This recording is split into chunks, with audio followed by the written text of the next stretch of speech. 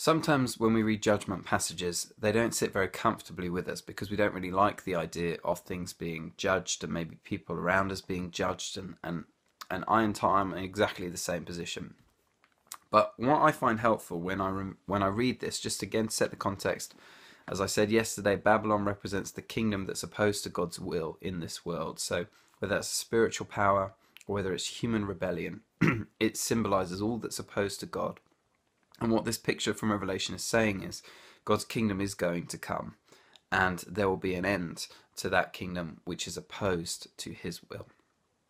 Where that's actually really good news is when we consider what God opposes in the Bible.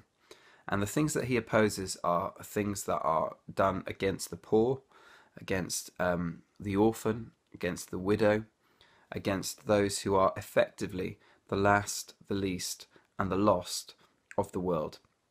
He's opposed to them being taken advantage of and being abused.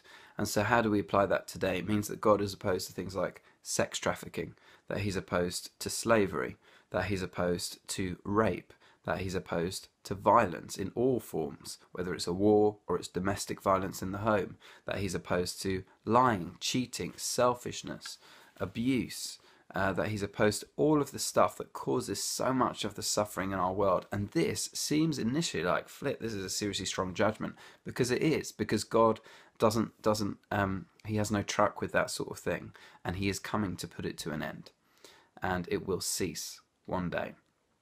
And the other thing about this that is worth bearing in mind is it can be easy to see it as a judgment against all the people out there, all those out there who do that sort of thing. And actually it's not simply that, it's also a judgment against me and against you. Because evil, the line between good and evil, does not run as much as we sometimes like to imagine it does between us and them. It runs right down the middle of each person. And here we have this picture that, the whole sense of the... Verse 7 of chapter 19, the wedding of the Lamb has come and his bride has made herself ready. Fine linen, bright and clean, was given to her to wear. That's this picture of the church and how we as the church are going to finally be made perfect, that we might effectively marry Jesus.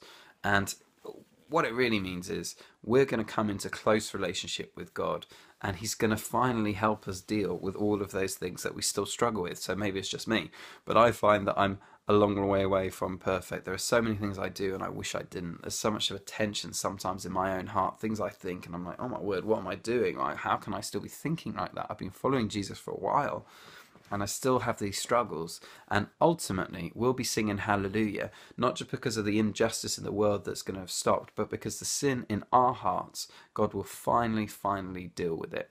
We're on a journey towards it being dealt with now, and he'll deal with it weekly. But there'll come a day when we finally sing hallelujah, because we will have been made pure and spotless brides of Christ.